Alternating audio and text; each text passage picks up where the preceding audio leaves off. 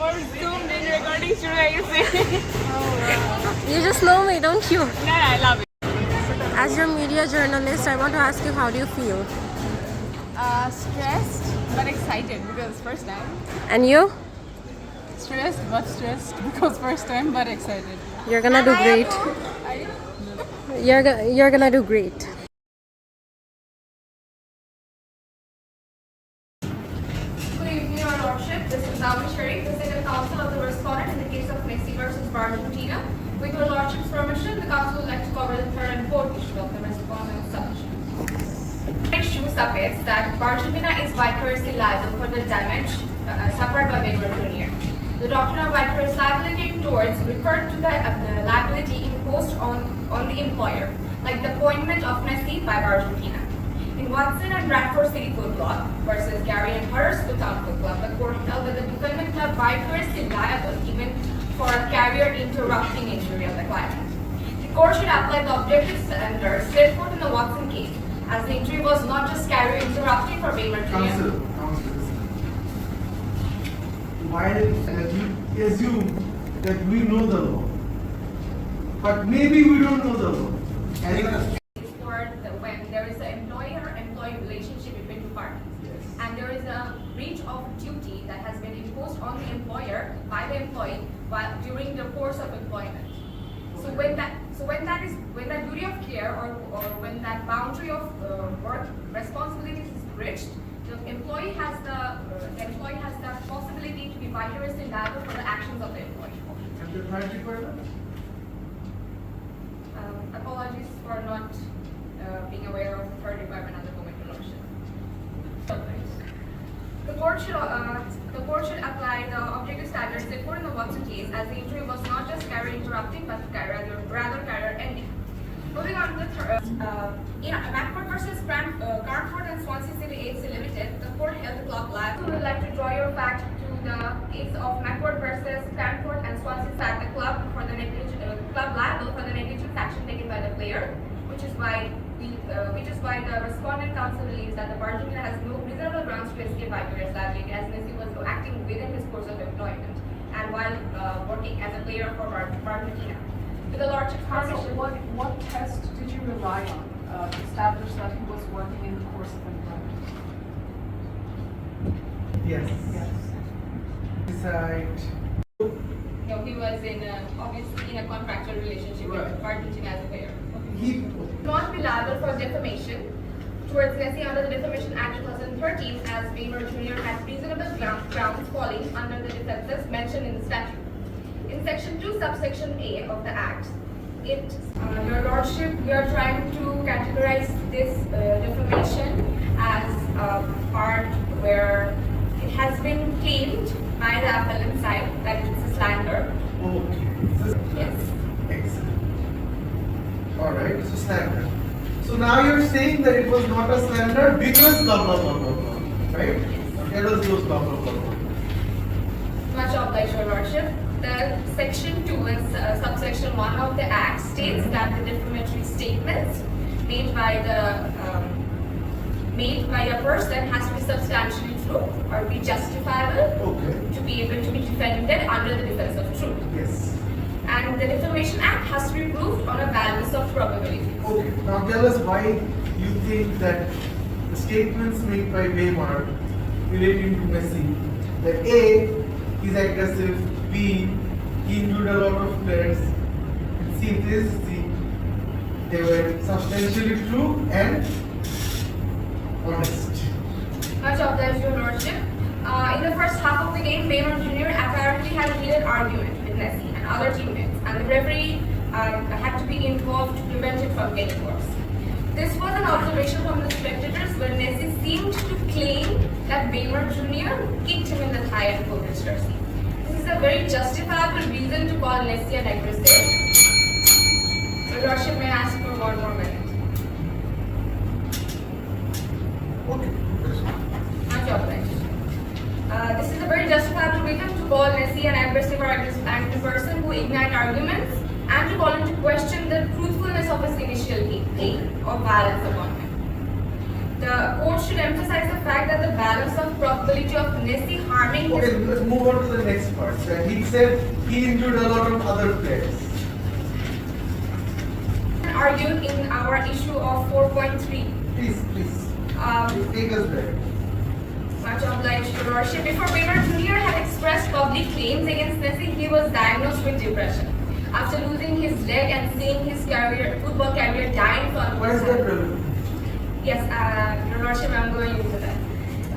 He went into a state of complete helplessness and frustration. It is humbly requested that the court may take the situation behind Weber Jr.'s built-up emotion towards the huge loss of his livelihood, physical and mental state to determine the intent of his statements. The National Health Service confirmed that a person suffering from psychotic depression often hallucinates, which reflects a person's deeply depressed mood, like being fixated on an issue or a thought process, as altering the judgment. It has been seen in this case that Weber Jr. was fixated on his inability to play. One more minute. Continue. Much obliged, Your Lordship. Fixated on his inability to play and blamed Nessie for his situation. As such, any statement that may have come across as an exaggeration of facts is an error of judgment due to his disturbed mental state. It is requested upon the Honorable Court to keep this notion in Counsel, consideration. let me stop it there. So you're trying to tell me that A, Nessie is depressed. B, the law allows depressed people to defame anyone and everyone at will. And C, you're suffering when you're fighting the Mental Capacity Act, which empowers the court to lock up people who has difficulty making their own decisions. So are you actually admitting that there was defamation from your side?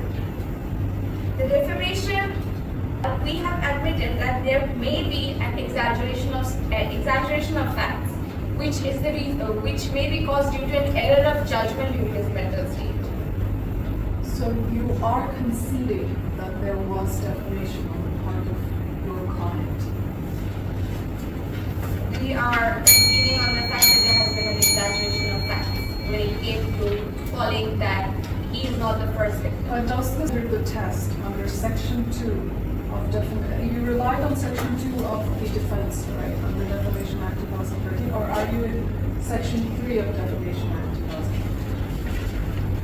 This was for Section 3 of the Defamation Okay, Act. so coming to Section 3 of Defamation Act 2013, what you are submitting does not neatly fit into the definition. What is the test presented by Section 3 of Defamation Act 2013? Your Lordship, this is an argument to help you understand that No, please, counsel, walk me through the test presented under Section 3 of Defamation Act. Your Lordship, this is a statement or argument that is beyond the defenses because Relying on Section 3, is that correct?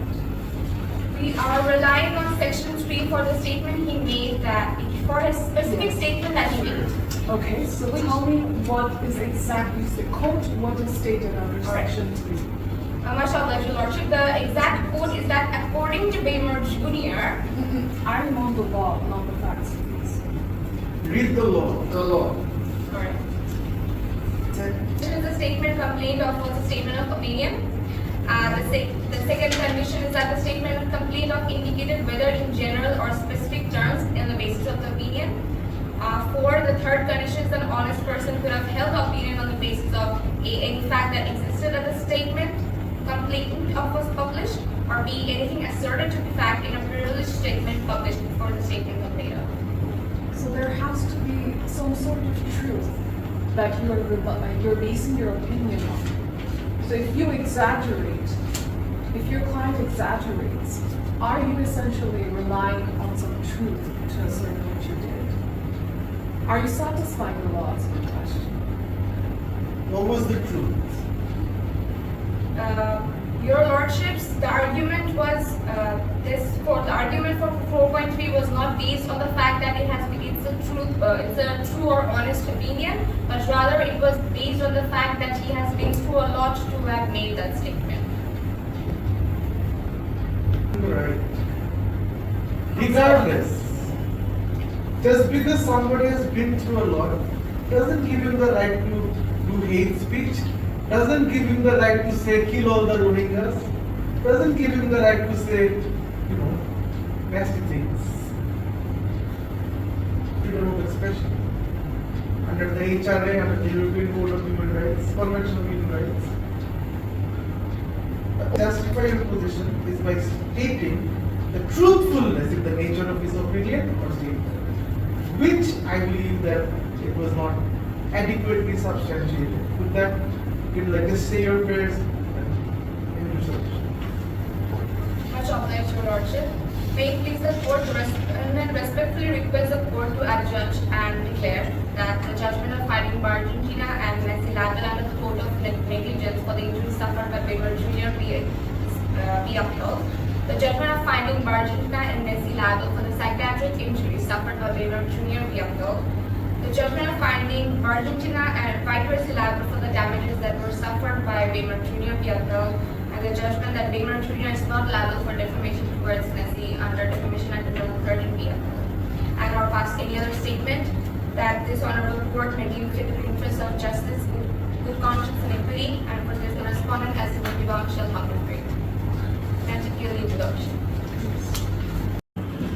To become a famous footballer, besides that, the fact shows that the duration between the injury and being diagnosed of depression is about 2 months.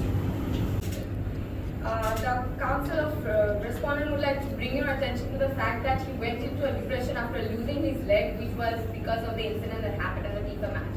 So if we follow the chain of events that has happened, it is reasonable to believe that there is Nessi's link to the ultimate psychiatric injury that has been suffered by Weber Jr. Secondly, the Council of Appellant has stated that Argentina does not allow their players recklessly or foul. This exact statement was used by my learned friend. This statement is an indication that the Council of Appellant admits the fact that Messi has played recklessly or has played foul, which means that they have accepted the fact that they have breached the duty of care, which was not within their employability. It was established that Weber cannot keep as it was not for in the. Your Lordship, I would like to extend the section to subsection 1 of the Act, in where it says that the statement has to be substantially true. Okay, then substantiate the substantial truth from the facts. Substantial truth is that in case of in the statement where Weber Jr. has stated that Messi is an aggressive person or has anger issues, it can be taken from the fact that Weber Jr. had a heated argument and Messi had claimed. The learned counsel have stated that Weber Jr. is the aggressive player, whereas Messi, which is because he had kicked Messi in the argument. Your Lordship, may I take another minute to finish my 30 seconds. much obliged. The councillor have mentioned that Weber Jr. kicked Messi, which led to a heated argument. It's trying to establish that Weber Jr. instead is an aggressive person.